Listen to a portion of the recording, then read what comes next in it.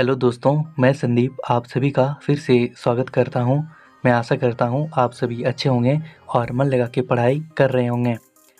जैसा कि मैं हमेशा कहता हूं, कर दिखाओ कुछ ऐसा कि पूरी दुनिया करना चाहे आपके जैसा। आपके जेएसएससी सीजीएल 2023 के सिलेबस के सेक्शन में ढेंकी साहब नामक आधुनिक कहानी दिया गया है, तो इससे रिलेटेड क्वेश्चन आपके एग्ज़ाम में ज़रूर आएंगे। आज के इस लेक्चर में हम लोग ढेंकी साहब से रिलेटेड जो कहानी है इसे हम लोग आज हिंदी में देखने वाले हैं। तो चलिए बिना देरी किए हुए आज का लेक्चर शुरू करते हैं। ढेंकी साहब नामक आधुनिक कहानी के लेखक सुनील महतो हैं। ये कहानी सातुल नामक पति से लिया गया है। आधुनिक कहानी ढेंकी साहब के पात्र, पहला है लछुआ, दूसरा गंभीर महतो जो कि लछुआ के पिताजी हैं, तीसरा छूटन महतो, चौथा अरुण घोष जो कि लोक सेवक हैं, पांचवा देवेन महतो, छठा है खुचनी जो कि एक महिला है जो अनाज बेचा करती थी, सातवां मदन मियाँ, आठवां है निमाई ओझा जो कि एक महाजन है, और नौवां है पांचू सरकार जो कि निमाई ओझा के मुंशी थे। ये कहानी लंबी इसलिए हो जाती है क्योंकि इसमें जो पात्र हैं ये बहुत ही ज़्यादा हैं, इसलिए ये कहानी जो है लंबा हो जाता है। तो ये कहानी थोड़ी सी लंबी है, आप इसे पूरा देखना जिससे कि आप इसको जो है बहुत ही इजी वे में समझ पाएँ। तो चलिए देख लेते हैं ये कहानी क्या है। लछुआ उसके पिताजी गंभीर महतो के साथ भेलवाड़ी नामक गांव में रहता था। ध्यान देंगे, जो लछुआ एक बच्चा का नाम है, ये जो है उसके पिता का नाम हो गया गंभीर महतो और लछुआ का गांव का नाम हुआ भेलवाड़ी। तो लछुआ के घर के पीछे में एक बड़गाछ यानी कि एक बरगद का पेड़ था। इस पेड़ का डाली से जो जड़ सब निकला था, जिससे कि बरगद का पेड़ का तना बहुत मोटा और मजबूत हो गया था। यह बरगद का पेड़ आदम जमाने से था। उस बरगद का पेड़ का तना का मोटाई लगभग 1 बीघा यानी कि 0.25 हेक्टेयर था। इस पेड़ का तना जो जड़ सबसे पूरा ढक गया था, जिससे कि यह बताना मुश्किल था कि इस पेड़ का तना कहाँ है। बहुत से पक्षी के प्रजातियां उस पेड़ में रहते थे और दिन रात चहचहाते रहते थे। उसी बरगद के पेड़ के रेशे के समान जड़ों के एक छोर में एक गुफा जैसा बन गया था और उसी गुफा में एक ढेंकी सांप रहता था। इस सांप का लंबाई 25 से 30 हाथ था और एक आंकुड़ाई मोटाई था। वह सांप कभी कभार दिन में निकलता था और भालुक डुंगरी की ओर रेंगते हुए चल देता था। ध्यान दीजिएगा, इससे क्वेश्चन बन सकता है कि सांप जो है कब निकलता था। तो सांप जो है दिन में निकलता था। लछुआ के पिताजी बोलते थे कि वह सांप नहीं है रे, वह देवता है। वह सांप बहुत दिनों से है लेकिन आज तक किसी का क्षति नहीं पहुंचाया है। भालुक डुंगरी में बहुत वन जंगल झाड़ी थे, पर यह सब किसने नष्ट कर दिया, अब सिर्फ चट्टान दिखाई देता है। लछुआ के पिताजी उसको बोल रहे हैं कि उस बड़ गाछ को भी किसी ने काट दिया है और वहाँ निवास कर रहे पक्षी सब का कोई अता पता नहीं है, और वो ढेंकी साग भी कहाँ चल गया है ये किसी को पता नहीं है। लछुआ छोटा बच्चा था। जब भी वह अर्ध निद्रा से उठता था तो उसके पिताजी उसको पूछते थे, क्या हुआ लछुआ? तो वह बोलता था, मैंने वह ढेंकी सांप को सपना में देखा। तो उसके पिताजी उसको बोलते थे, वह सांप नहीं है लछुआ, वह देवता है। अब कहानी एक अलग मोड़ लेता है। झरिया, धनबाद, माराफरी, कातरास में जो है वन में बने कारखाने की चिमनियों से दिन रात धुआं निकल रहा है। इन चिमनियों के प्रकाश से पूरा आकाश जैसा रात में प्रतीत होता है। यह घटना लछुआ के पिताजी लछुआ को बोल रहे थे। यह घटना लछुआ के घर के उत्तर तरफ दिखाई देता था। इन चिमनियों के धुआं निकलने का क्रिया का तुलना खोरिस सांप से किया गया है। इससे क्वेश्चन बन सकता है कि चिमनियों के धुआं निकलने की तुलना किससे किया गया है। तो चिमनियों के धुआं निकलने का क्रिया जो है खैरी सांप से किया गया है। एक पहर लछुआ के पिताजी उसको बोल रहे हैं कि तुम तो सपने में भी ढेंकी सांप को देखकर चमक रहा है लछुआ, यह देखो कैसे चिमनियों से धुआं निकल रहा है और यह धुआं सांप के विष से भी ज़्यादा जहरीला है। अगर ये विष को सांस लेंगे तो हम लोग हजम नहीं कर पाएंगे और हम सभी मारे जाएंगे। जैसा कि समुद्र मंथन में हुआ था, उसमें असुर सब सांप का सिर तरफ थे और देवता सब सांप के पूंछ तरफ पकड़े थे और इस मंथन से जो है विष और अमृत निकला था। इस विष को तो शिव ने ग्रहण कर लिया और उनका नाम नीलकंठ हो गया।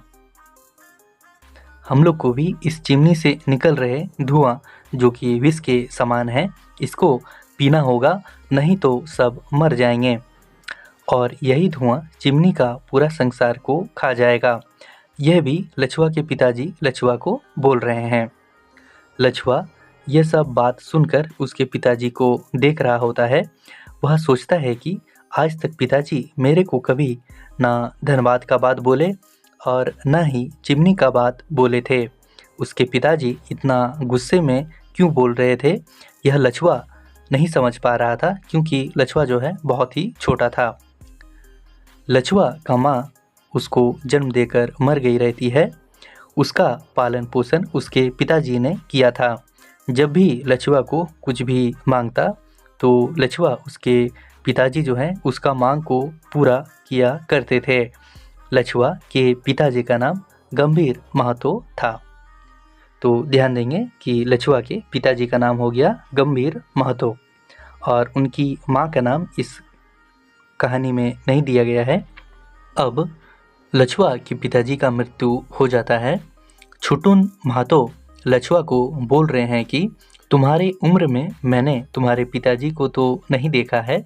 छुटुन महतो लछुआ के पिताजी का शारीरिक बनावट का व्याख्या करते हैं कि गंभीर महतो इतना मोटा था कि उसका गला लगाने से भी पकड़ नहीं पाएगा कोई।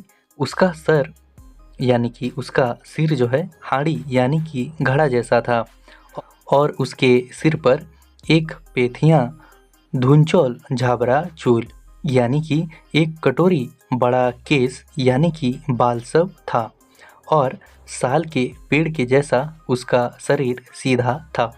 तो इससे यहाँ पर क्वेश्चन आ सकता है कि गंभीर महतो का शारीरिक बनावट कैसा था, तो इसे आप ध्यान में रखेंगे। गांव में गंभीर महतो जैसा लंबा और कोई भी नहीं था। यह सब बात लछुआ को छुटुन महतो बोल रहे होते हैं। लछुआ भीलवाड़ी नामक गांव में रहता था। गंभीर महतो को आसपास के गांव में भले ही नाम से कोई नहीं जानते थे, लेकिन आसपास के लोग जो है उसको सब जानते थे। बहुत दिन पहले छाता टांड नामक गांव में अंग्रेजों के कुछ सिपाही टेंट लगाकर रह रहे थे। एक दिन दो महिलाएं रास्ते में दो सिपाहियों से भेंटा जाती है। अकेले पाकर ये सिपाही दो महिलाओं से छीना झपटी करने के लिए तैयार हो जाते हैं। उधर ही पास में गंभीर महतो थे। जब गंभीर महतो ने यह सब देखा तो वो पूरा आग बबूला होकर उस सिपाहियों पर मारपीट किए और सिपाही सबका खून निकाल दिए। ये सिपाही सब जो है अफ्रीका देश के थे। यह सब देखकर गांव वालों को विश्वास हो गया कि गंभीर महतो जो है बहुत ही बलवान है। यह सब घटना सिपाही का कैप्टन देखा और गंभीर महतो को कैप्टन ने बहादुरी देखकर जो है 500 रुपया दिया। तो इससे भी एक क्वेश्चन बन सकता है कि वह कैप्टन जो है गंभीर महतो को कितना रुपया दिया। मानभूम जिला उस समय बिहार राज्य में था। उस समय एक आंदोलन उठा कि मानभूम जिला बंगाल राज्य में घुस रहा है। अरुण महतो उस समय लोक सेवक थे। सभी लोग टूसू गीत गाकर अरुण महतो के नेतृत्व में रैली निकालकर बंगाल की ओर चल देते हैं। वे लोग बोल रहे थे, सुन बिहारी भाई तोरा रखते लारबी डांग दिखाए, यानी कि सुनो बिहारी भाइयों, तुम लोग डंडा दिखाकर मानभूम जिला को अपने पास नहीं रख सकते। देवेन महतो के साथ कुछ लोग थे। उनका कहना था कि हम लोग बिहार में ही रहेंगे। लछुआ छोटा था तो वह समझ नहीं पा रहा था कि बिहार में रहने से क्या होगा और बंगाल में रहने से क्या होगा। अब जो है सीमा का बंटवारा हो जाता है। लछुआ का घर सब बंगाल राज्य में चल जाता है और खेत सब बिहार राज्य में हो जाता है। ऐसा बंटवारा हो गया। तो इसमें से क्वेश्चन बन सकता है कि लछुआ का घर कौन सा राज्य में चल जाता है। तो लछुआ का घर सब जो है बंगाल राज्य में चल जाता है और खेत सब जो है बिहार राज्य में चल जाता है। तो इसे आप ध्यान में रखेंगे। एक चेक पोस्ट लगाया जाता है निगरानी के लिए कि कौन किधर जा रहा है। खुचनी नाम का एक महिला चावल बेचा करती थी, लेकिन अब मनाही हो गया कि कोई भी बंगाल से बिहार जो है बेचने नहीं जाएगा। लगातार 3 वर्ष जो है बारिश नहीं होता है, जिससे कि जो धान चाष किए थे उनके धान सब जो है मरने लगते हैं। माघ फागुन महीना में घास सब नहीं मिलता है तो किसान जो है पुआल सब देते थे गाय और बैला सबको, लेकिन खेती ही नहीं हुआ तो गाय बैला सबको खाने के लिए देने के लिए भी कुछ नहीं था। 1 मील दूर एक कारखाना बोकारो स्टील सिटी बनाया जाता है। इस कारखाने के चिमनी से दिन रात धुआं निकल रहा है। बौड़गाछ सांप को प्राकृतिक ढेंकी सांप कहा गया है और कारखाने के चिमनी को आज का युग का ढेंकी सांप कहा गया है। ये जो है लेखक का मानना है। लछुआ अब बड़ा हो जाता है। बहुत मात्रा में क्वार्टर सब बनाए गए और कारखाने के अधिकारी सब जो है उस क्वार्टर में रहने के लिए। जैसा कि बारिश नहीं हुआ और खेती बाड़ी भी नहीं हुआ तो लछुआ उसके मामा को बोलता है कि मामा एक काम देख दीजिए, मैं काम करूँगा। तभी लछुआ का मामा उसको बोलते हैं, आप तो जानते ही हैं कि इस कारखाना हम लोग का पूरा ज़मीन खेत बाड़ी सब ले लिया। हम लोग अभी रहने का भी कोई ठीक ठिकाना नहीं है। लछुआ उसके मामा को बोलता है, क्वार्टर तो रहने के लिए आप बाहरी लोग को दे दिए और ये कारखाना बिहार में बना और इस चिमनी का धुआं जो है बिहार के आदमी सब खाएंगे। अब यह सब बोलकर लछुआ गुस्सा हो जाता है और चेक पोस्ट जो कि सीमा में लगा हुआ था उसको उखाड़कर फेंक देता है और जितने भी क्वार्टर बना है उसको जो है बारूद मारकर उड़ा देगा। ये सब उसके मन में विचार आ रहा था।